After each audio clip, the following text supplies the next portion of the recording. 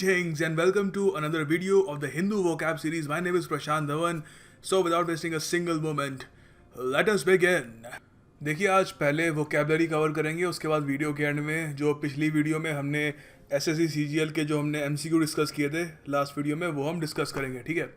तो सबसे पहला वर्ड है पैंडेमोनियम। ये द हिंदू के आई थिंक पेज 3 या 2 में था। तो यहाँ पर एक आर्टिकल का टाइटल था पैंडेमोनियम इन ओडिशा हाउस। तो ओडिशा की असेंबली में क्या हुआ? पैंडेमोनियम। देखिए पैंडेमोनियम का अर्थ होता है हो हल्ला, टर्मोइल। अब यहाँ पे खूब सारे वर्ड्स हैं जो हम पहले इस सीरीज में डिस्कस कर चुके हैं। आई होप आपको रिमेंबर, आप याद कर पाएंगे उनको। टर्मोइल, डिसऑर्डर, कन्फ्यूजन, ये तो बेसिक है। केओस, ठीक है।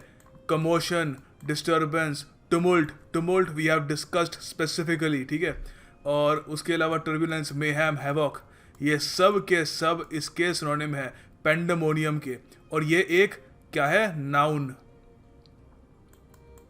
तो यहाँ पे 2 सेंटेंसेस है, इससे आपको समझ में आएगा कि इसको यूज कैसे करना है। You can say there was complete pandemonium in the class the moment the students got to know the teacher was absent. तो बचपन की याद आ जाती है ये सेंटेंस सुन के। जैसे ही बच्चों को पता लगा कि टीचर एबसेंट है तो पूरा केओस मच गया क्लास में, सारे बच्चे हो हल्ला में बिजी हो गए। उसके अलावा आप ये भी कह सकते हैं many were badly injured during the pandemonium of rights. तो जब दंगे होते हैं उसमें भी काफ़ी आपको पता है केओस होता है, मेहम होता है, टर्बुलेंस होता है और उसमें लोग ऑफ कोर्स इंजर भी होते हैं अनफॉर्चुनेटली। सो सिनोनिम्स इसके हमने यहाँ पर डिस्कस कर लिए। एंटोनिम है इसके काम, हश, पीस, क्वाइट, ये tranquillity is a very important antonym, ठीक है। ट्रैंक्विल यहाँ पे वैसे थोड़ा सा दूर का एंटोनिम भी हो सकता है, प्लेसेड भी हो सकता है, सीरीन भी हो सकता है, ठीक है। If you get that word in the options तो आप उस पर भी टिक कर सकते हैं।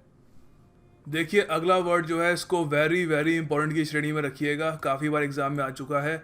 अभी ये इसको एक बार डिस्कस करने के बाद एग्ज़ाम में इससे रिलेटेड एक एमसीक्यू आ रखा है, वो भी हम करेंगे, अटैम्प्ट करेंगे मिलकर। तो देखिए यहाँ पर एज एन एडजेक्टिव इसको यूज़ किया गया था। तो इसका देखिए मतलब क्या होता है कैंटेंक्रस का? इसका मतलब होता है चिड़चिड़ा सा। ग्रम्पी हो सकता है इसका सिनोनिम, ये इरेसिबल हो सकता है इसका सिनोनिम, ये हमने डिस्कस किया था वर्ड इरेसिबल, ठीक है, अगर आपको याद हो। बैड टेम्पर्ड, इल नेचर्ड, इल ह्यूमर्ड, ठीक है, ये सब इसके सिनोनिम्स हैं। तो यहाँ से आप इसकी आपको एसेंस समझ में आ जाएगी कि एक बहुत ही चिड़चिड़ा सा आदमी। इसके यहाँ पे सेंटेंसेस ये हम बना सकते हैं, he is not only greedy but a cantankerous person as well, no one wants to be around him. कोई उसके आसपास नहीं रहना चाहता क्योंकि एक बहुत ही चिड़चिड़ा सा आदमी है, बहुत ही बैड टेम्पर्ड आदमी है। उसके अलावा ये भी कह सकते हो sitting next to a cantankerous infant would make any plane trip seem longer. अगर आप कभी किसी फ्लाइट पे किसी रोते हुए बच्चे के साथ आप बैठे हैं तो आप ये जो सेंटेंस है बिल्कुल आप समझ पाएंगे। यहाँ पे आप देख सकते हैं ये एक बहुत ही कैंटेंक्रस बच्चा लगता है और इसने सबके सर में दर्द कर रखा है यहाँ पर, ठीक है। तो यहाँ पे इसका जो एंटोनिम होगा वो क्या होगा? यू कैन से amiable, good humour, good nature, good tempered. आगे देखिए एसएससी सीजीएल 2014 में ये वर्ड आया था कैंटेंक्रस, उसका सिनोनिम पूछ लिया था। तो आपके सामने ये ऑप्शन है stubborn, quarrelsome, rash, disrespectful. Comment section में इस क्वेश्चन को अटैम्प्ट करिए। और ये सिर्फ 2014 में नहीं आया, ये एफसीआई के एग्ज़ाम में 2013 या 12 में भी आ चुका है एक बार, ठीक है। तो बहुत बार रिपीट हो चुका है और ये भी चांस है कि आने वाले एग्जाम में भी रिपीट होगा। तो do attempt this question in the comment box below. और इसका जो आपको आंसर होगा वो पीडीएफ में मिल जाएगा, पीडीएफ आपको टेलीग्राम ग्रुप में मिल जाएगी। आगे देखिए एक बहुत ही इंटरेस्टिंग वर्ड है, आप ध्यान दीजिएगा यहाँ पर, वॉन्ट। WONT। अब ध्यान रखना ये WONT ये वाला वॉन्ट नहीं है, ये वाला जो विल नॉट वाला होता है कि I won't go to the doctor, मैं डॉक्टर के पास नहीं जाऊँगा, ये वो वाला नहीं है, ठीक है। ये वॉन्ट अलग है। देखिए इस वॉन्ट का मतलब होता है कोई आपकी आदत हो, कोई आपकी रूटीन हो गई, मतलब हैबिट्स ही हो, आपका कस्टम हो, डेली एक तरीके से आपका क्या बोलूँ, एक रूटीन सी हो। हाँ बेस्ट वर्ड यही है, रूटीन हो। तो यहाँ पर 3 सेंटेंसेज है, इससे आपको पूरा क्लियर हो जाएगा कि इस वर्ड को यूज़ कैसे करना है। It's a very special word. My father usually gets up early as his want. अब देखो एज हिज वॉन्ट मतलब जैसे उनकी आदत है। तो कोई भी अगर किसी के बारे में भी आपको कुछ कहना है कि he tries to play cricket every week as his want, मतलब जैसे उसका एक रूटीन सी है कि हफ्ते में एक बार क्रिकेट खेलना ही खेलना है, ठीक है। आगे एक और सेंटेंस है, my friend likes to play video games on weekends as his want, जैसे उसकी आदत है, ठीक है। तो ये एक सेंटेंस बनाने का आपको बहुत ही बढ़िया टेम्पलेट दे दिया मैंने यहाँ पर, ठीक है। तो कभी आपको कोई और सेंटेंस बनाना हो तो इसी पे ही बेस होके बना देना, ज़रा आपको दिमाग लगाने की ज़रूरत नहीं है। तीसरा जो सेंटेंस है ये इंटरेस्टिंग है, ये थोड़ा हटके बनाया है। Everybody was surprised at the manner of his behavior because he acted differently from his want. तो जो यूजुअली उसका एक कस्टम होता है, जो एक आदत सी होती है, उससे बड़ा उसने हट के रिएक्ट किया, तो एवरीवन वाज सरप्राइज्ड, इसलिए सब सरप्राइज हो गए। तो इसका एंटोनिम क्या होगा? वेल एंटोनिम पूछेंगे तो नहीं, फिर भी लिख लो, अनवांटेड भी होता है, ठीक है। ये उसके अलावा अनएकस्टम्ड भी हो सकता है, अकस्टम्ड भी इसका सिनोनिम हो सकता है वैसे, ठीक है। तो अनअकस्टम्ड इसका एंटोनिम हो सकता है। तो मेन इसका सिनोनिम याद रखना, मेन सिनोनिम भी पूछेंगे इसका 99%, पर फिर भी मैंने for the sake of it antonym भी यहाँ पे मेंशन कर दिए। देखिए अगला शब्द है मैवरिक। मैवरिक मैवरिक का अर्थ होता है एक इंडिविजुअलिस्ट, मतलब स्वतंत्र ख्यालों वाला, एक अलग ही दिखता है वो, जो एक यूजुअल एक जो क्राउड का जो ओपिनियन होता है उसका ओपिनियन उससे हटके होता है, फ्री थिंकर होता है वो, ठीक है। एक तो होता है रूढ़िवादी आदमी, वो ऑर्थोडॉक्स कहते हैं उसको, तो ये अनऑर्थोडॉक्स पर्सन हुआ।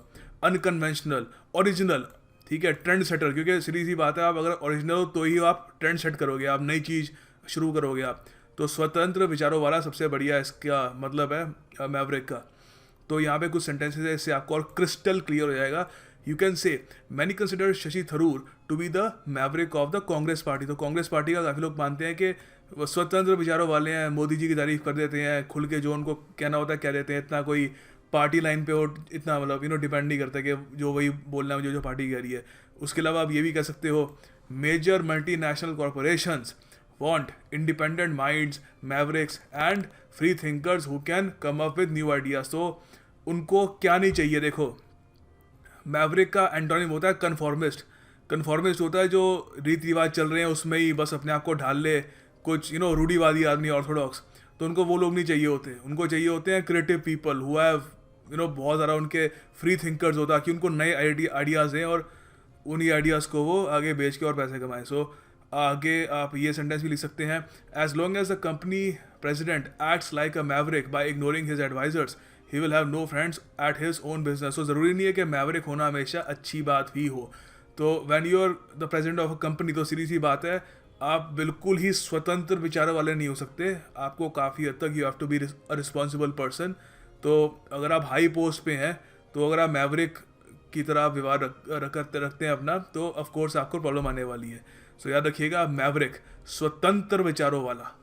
देखो अगला शब्द बड़ा इंटरेस्टिंग है, आई थिंक हम सब पे फिट होता है, डिलेटांटे, नाउन है। देखो डिलेटांटे वो आदमी होता है जिसको आर्ट में कला वगैरह में उसको इंटरेस्ट तो होता है, मगर ज़्यादा डेप्थ में नॉलेज नहीं होती, बस एक सुपरफिशियल सी नॉलेज होती है, ऊपरी सतह से पता होता है उसको कि हाँ लियोनार्डो डा विंची था, पिकासो था, उसको ये नहीं पता कि किस देश के थे, कौन कौन सी उनकी पेंटिंग्स का नाम है, पेंटिंग्स का मतलब क्या है वगैरह कुछ, पर बेसिक सुपरफिशियल सा पता है। खैर मैंने बहुत सुपरफिशियल कह दिया, तो ठीक है, ये होता है डिलेटांटे। तो ये a person who cultivates an area of interest such as the arts without real commitment और नॉलेज। कला प्रेमी, कॉन्सियर, मगर बिगिनर, एक बिगिनर आदमी, ठीक है, एमेच्योर भी हो सकता है। तो यहाँ पर दो सेंटेंस है, we are all dilettantes aren't we. तो मैं यहाँ पे यही कह रहा हूँ कि हम सब लोग एक तरीके से डिलेटांटे ही हैं ना, क्योंकि हम लोग आई थिंक 99% लोग जो वीडियो देख रहे हैं इनको ज़्यादा इन डेप्थ नॉलेज तो नहीं होगी कला की, हमको बस ऊपर तरीके से ही पता है, and we sort of pretend sometimes के हमको बहुत इंटरेस्ट है कला में, which we all do I guess. उसके अलावा आप ये भी कह सकते हो, don't be fool by his French accent. उसकी जो फ्रेंच एक्सेंट है, काफ़ी लोग मानते हैं कि फ्रेंच लोग काफ़ी कला के बारे में बहुत सारा कुछ जानते हैं, तो किसी आदमी की फ्रेंच एक्सेंट हो तो आदमी सोचता है कि हाँ यार इसको पेंटिंग्स के बारे में बहुत पता होगा। तो यहाँ पे सेंटेंस है, don't be fooled by his French accent, he is a dilettante as far as wine is concerned. तो ज़रूरी नहीं है कि देखो डिलेटांटे पेंटिंग का ही हो, डिलेटांटे वाइन का भी हो सकता है, डिलेटांटे किसी चीज़ का भी हो सकता है, ठीक है। तो वाइन की जहाँ तक बात है तो वो एक डिलेटांटे है, वो एक्सपर्ट नहीं है। तो सीधी सी बात है, डिलेटांटे का मतलब एक बिगिनर है, एक कोई एमेच्योर आदमी है, तो इसका एंटोनिम क्या होगा? अथॉरिटी, एक्सपोर्ट, प्रो मतलब प्रोफेशनल, ठीक है, और स्पेशलिस्ट। जिंगोइज्म, देखिए जिंगोइज्म का अर्थ होता है कट्टर राष्ट्रवाद, एक्सट्रीम पेट्रियोटिज्म, ब्लाइंड पेट्रियोटिज्म, बिल्कुल शवनिज्म भी कह सकते हैं। शवनिज्म एक बहुत ही बढ़िया सिनोनिम है जिंगोइज्म का, ठीक है। शवनिस्टिक जो आदमी होते हैं वो ये मानते हैं कि जो वो है वो सबसे बेहतर है, अपने आप को बेहतर मानते हैं सामने वाले से। तो जिंगोइज्म में भी यही होता है, ये मानना कि माई कंट्री इज़ बेस्ट, मेरा देश सबसे ऊपर है, बाकी सारे देश कोई है ही नहीं, तो इसके कुछ सेंटेंसेस हैं यहाँ पर। Mindless jingoism is often mistaken for patriotism in US and that's wrong. तो यूएस में जिस तरीके की वेव चल रही है आपको बताइए, वहाँ पर माइंडलेस जिंगोइज्म ज़्यादा हो रहा है और पेट्रियोटिज्म राष्ट्रवाद कम हो रहा है। तो माइंडलेस जिंगोइज्म कोई लोग मान रहे हैं कि वो राष्ट्रवाद है, जो गलत है। उसके अलावा आप ये भी कह सकते हो लिबरल विचार के लोग होते हैं, जो ज़्यादा ही लिबरल विचार के लोग होते हैं, एक्सट्रीम लिबरल्स, वो तो ये भी कहेंगे कि ओलंपिक में कोई देश कोई मेडल जीतता है ना, वो भी जिंगोइज्म है। तो वो तो गलत बात है, सीधी सी बात है कि वो तो एक नेचुरल एक फॉर्म ऑफ पेट्रियोटिज्म है। सो जिंगोइज्म और पेट्रियोटिज्म में क्या डिफरेंस है, अंतर क्या है, लाइन क्या है, ये कोई डिफाइन नहीं कर पाता। It keeps on changing. देखिए अगला शब्द है ब्यूकोलिक। ब्यूकोलिक का अर्थ होता है ग्रामीण, रस्टिक, रूरल। रस्टिक को भी अब डिस्कस करेंगे, अपने आप में एक बहुत ही सुंदर शब्द है। Rural, pastoral, countryside, agricultural, आर्ग्रेरियन।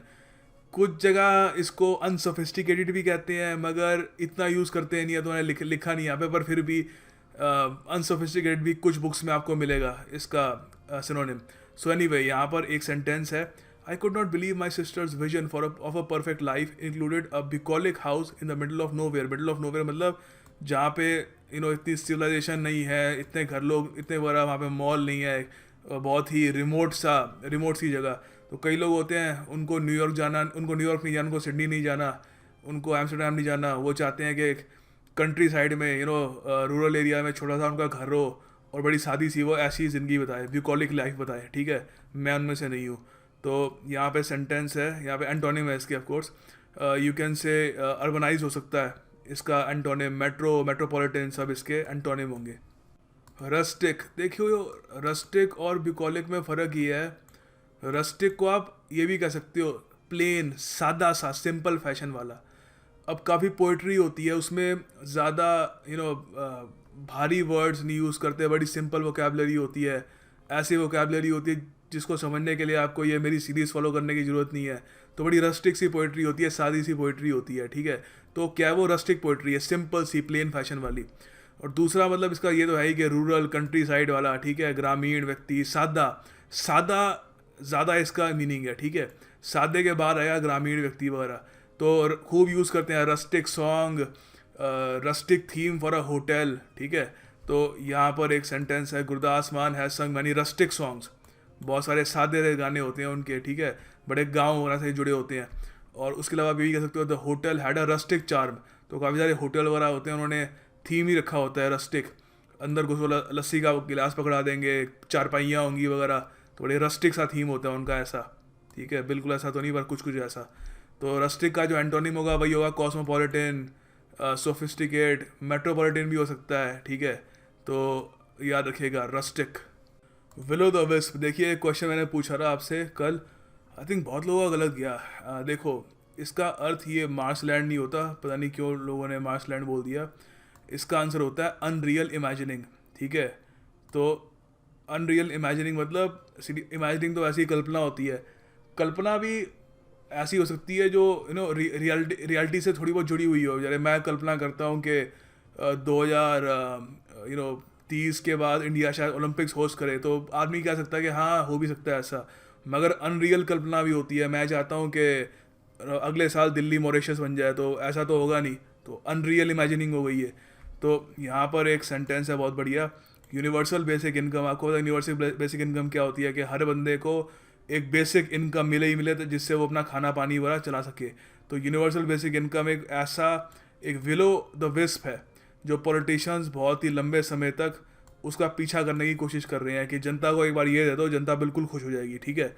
तो मगर है क्या, ये अनरियल सी इमेजिनिंग है कि सबको ही एक बेसिक सैलरी दे दी जाए, काफ़ी मुश्किल काम है ये, ठीक है। और उससे समाज पे क्या इफेक्ट होगा वो तो खैर अलग बात ही है। So this is willow the wisp.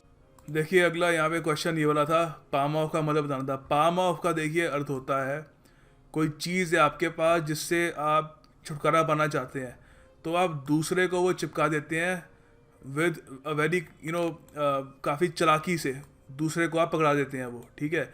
तो मतलब आप you are palming that off. तो यहाँ पे इसका ऑप्शन क्या हो गया, इसका ऑप्शन हो गया थर्ड। तो इसका सेंटेंस आप बना सकते हो, many companies try to palm off cheap resources, या चीप रिसोर्सेज नहीं, cheap wine in fancy bottles, ठीक है। ये आप कह सकते हो, सस्ती सी वाइन होती है, महंगी महंगी बॉटल्स में डाल देते हैं और चिपकाने की कोशिश करते हैं कि ये ले लो, डिस्पोज ऑफ करने की उनका ये मेन होता है कि ये बस बिक जाए कहीं भी, ठीक है। मगर इंटेंट उनकी होती है कि डिसीव करके बिक जाए, किसी को एक तरीके से बेवकूफ़ बना के बेची जाए। तो पाम ऑफ, ठीक है, थर्ड आंसर है इसका।